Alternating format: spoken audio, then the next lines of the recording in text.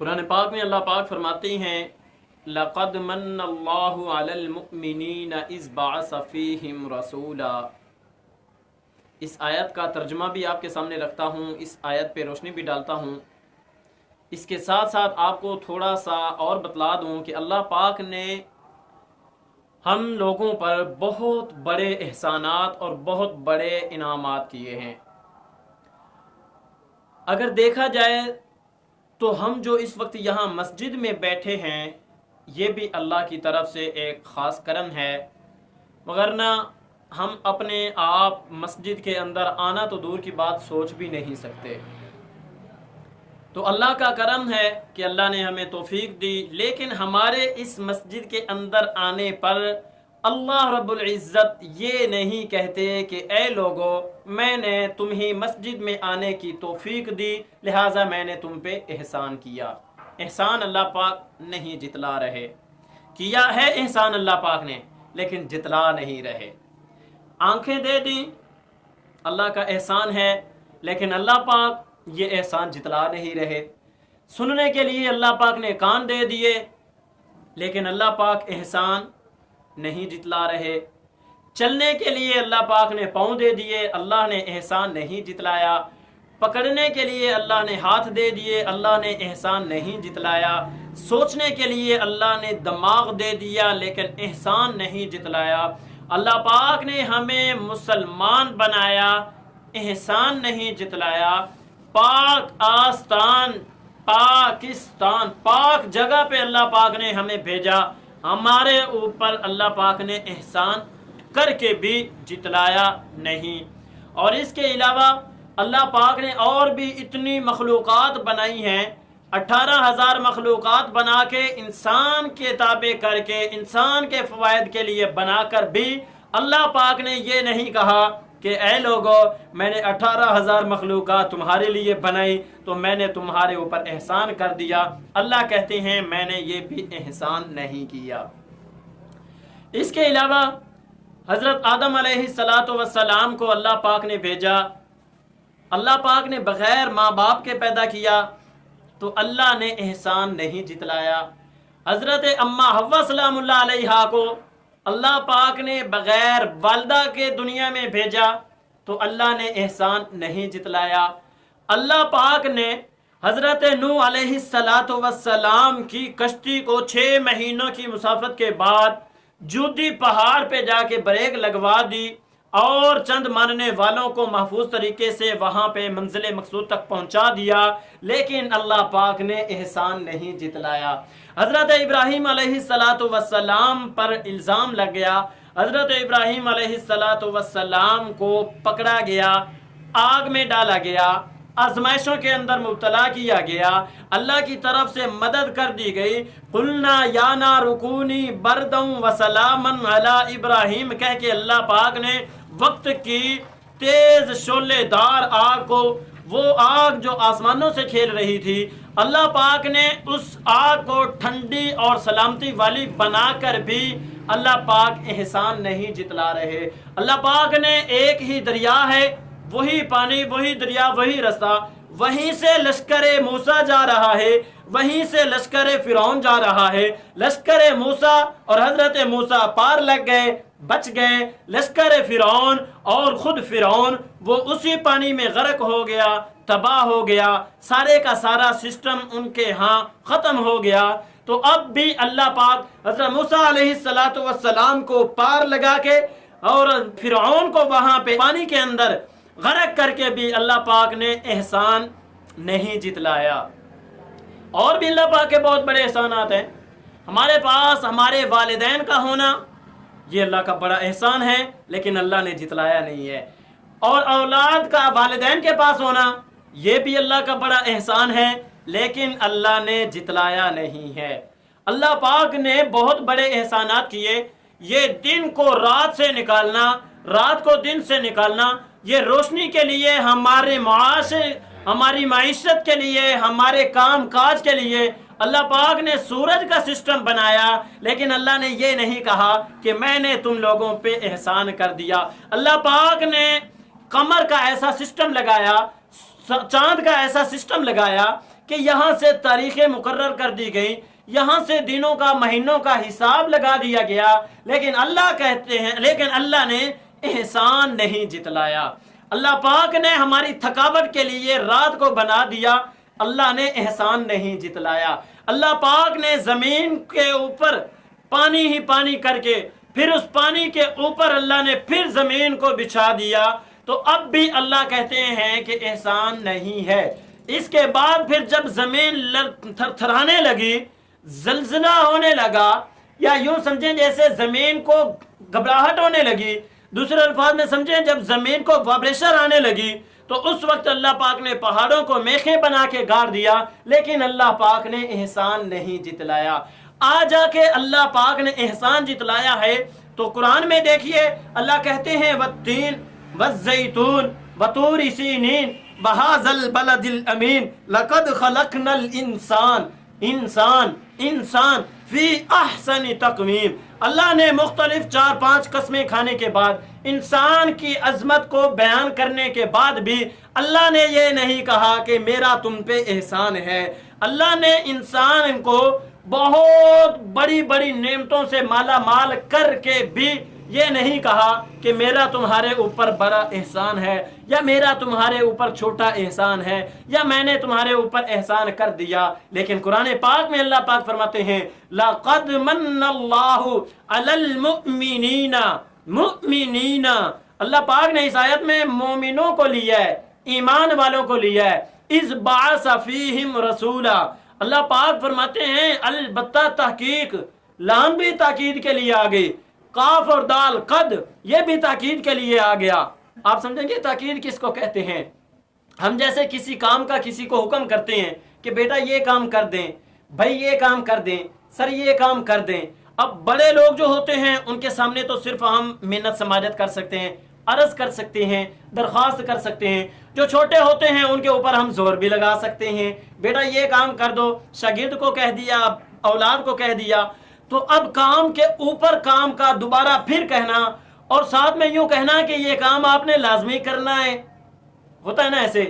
بعض دفعہ تو ایک دفعہ کہا کہ جی یہ کام ہے چل پڑے، اور بعض دفعہ یوں ہوتا ہے کہ کام اتنا ضروری ہوتا ہے کہ اوپر والا بار بار آرڈر کر رہا ہوتا ہے یہ آپ نے کرنا ہے، یہ آپ نے کرنا ہے، یہ آپ نے کرنا ہے، یہ بار بار کرنا کرنا کرنا، اس کو تاکید بولتے ہیں۔ عربی میں لام آ گئی تاکید کے لیے، آگے قد الگ سے آ گیا تاکید کے لیے، تو اللہ فرماتے ہیں لقد تاکید کر رہا ہوں میں تم لوگوں کو، کیا من اللہ فرماتے ہیں کہ اللہ نے احسان کر دیا علی المؤمنین، مومنوں پر۔ کس چیز کا احسان کیا؟ یا اللہ ہمیں جو ایمان دیا یہ احسان کیا، یا اللہ ہمیں جو والدین دیے یہ احسان کیا، یا اللہ ہمیں جو شب و روز کی زندگی دی، ہم جب صبح اٹھتے ہیں صحت مند ہوتے ہیں، شام کو جب گھر پلٹتے ہیں لوٹتے ہیں تو صحت مند ہوتے ہیں، یہ احسان کر دیا۔ اللہ فرماتے ہیں نا یہ تو کچھ بھی نہیں ہے۔ اذ بعث فیہم رسولا، کہ میں نے اپنا رسول تم ہی میں سے بھیجا، اور یہ تم ہی میں سے رسول بھیج کے تمہارے اوپر احسان کر دیا۔ سمجھیں بات؟ تم ہی میں سے رسول بھیج کے تمہارے اوپر احسان کر دیا۔ اگر اللہ پاک فرشتے کو رسول بنا کے بھیج دیتے تو پھر جتنے علوم اور جتنے علم اللہ پاک نے پیارے نبی کے ذریعے سے ہمیں دیے ہیں، اگر یہی پیارے آقا فرشتہ بن کے آ جاتے، جن بن کے آ جاتے، کسی اور مخلوق سے آ جاتے، انسان سے ہٹ کے، ہاں جی، تو کیا ہمارے لیے یہ سارے ہدایت کے چشمے جاری ہو سکتے تھے؟ نہیں ہو سکتے تھے۔ ہمارے لیے بات سمجھنا اسی وقت آسان ہوتا ہے جب ہمیں ہماری ہی زبان میں ہماری ہی مخلوق سمجھاتی ہے۔ ایک مچھلی نے، بڑی عمر کی مچھلی، اس چھوٹی عمر کی مچھلی سے یہ کہہ دیا کہ یہ سامنے جو گوشت کی چھوٹی سی بوٹی آپ کو نظر آ رہی ہے نا، یہ حقیقت میں چھوٹی سی بوٹی نہیں ہے، خیال کرنا، اس سے بچ کے رہنا، میں بڑی ہو گئی ہوں، میرا یہ تجربہ ہے کہ اس بوٹی کے اندر ایک کنڈی ہوگی، چھوٹا سا کانٹا ہوگا، آپ اس گوشت کو ایز اے خوراک کھانے کے لیے وہاں جائیں گی تو وہاں پہ آپ جب یوں دندان لگائیں گی تو آپ کے منہ کے اندر وہ کنڈی لگ جائے گی، آپ کے یہاں پہ وہ لاک لگ جائے گا، ایسا لاک لگ جائے گا، آپ بارہا کوششیں کریں گی وہاں سے چھڑوانے کی اپنے آپ کو، لیکن آپ اپنے آپ کو چھڑانے میں کامیاب نہیں ہو سکتی۔ تو اس نے کہا ایسا کیا مسئلہ ہے، کیا ہوا؟ تو بڑی مچھلی نے کہا کہ یہ شخص کنڈی لگا کے بیٹھا ہے، جب یہ آپ یہاں سے اپنے آپ کو چھڑوانے کی کوشش کریں گی تو دور بیٹھے، باہر پانی کے باہر بیٹھے ایک مخلوق جس نے یہ اتنا بڑا انتظام کیا ہوا ہے، تار اور ڈوری کا انتظام کیا ہوا ہے، اور پھر وہ وہاں پہ بیٹھا انتظار کر رہا ہے، انسان ہے، مخلوق ہے انسان، وہاں پہ بیٹھ کے طرح انتظار کر رہا ہے۔ جب اسے پتہ چلے گا کہ اب جال اب آ گئی ہے مچھلی، تو اب وہ آپ کو وہاں باہر کھینچ لے گا، آپ کو یہاں سے نکال لے گا، پھر آپ کا گوشت بنے گا، ٹکڑے ٹکڑے کیا جائے گا، پھر آپ کے کباب بنیں گے، آپ کی بوٹیاں بنیں گی، آپ کو وہ کھا جائے گا۔ تو اب وہاں اندر چھوٹی سی مچھلی یہ سوچ رہی ہے کہ یہاں پانی کے اندر تو مجھے کوئی ایسی مخلوق نظر نہیں آ رہی، یہ کیسی مخلوق آ گئی، کہاں کی مخلوق آ گئی؟ تو جیسے آج کل ہمارے ہاں جب بڑے لوگ چھوٹوں کو سمجھاتے ہیں تو چھوٹے سمجھتے ہیں کہ لو جی بابا گیا، عقل ہی نہیں کام کر دی، بابے کا دماغ ہی نہیں کام کرتا، بڑوں کو پھر چھوٹے ایسے ٹال مٹول کر دیتے ہیں۔ اللہ حفاظت فرمائے، اللہ پاک ادب کرنے والا بنائے۔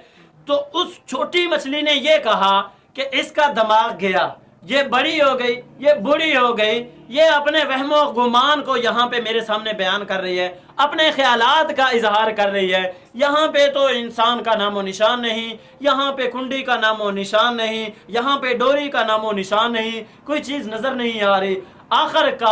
آخر کار وہ جب وہاں پہ وہ چونچ ڈالتی ہے، اپنا منہ لگاتی ہے، دندان لگاتی ہے، لقمہ بناتی ہے، تو وہ خود جالی، وہ ڈالنے والے کا کیا، کنڈی ڈالنے والے کا وہاں پہ خود لقمہ بن کے رہ جاتی ہے۔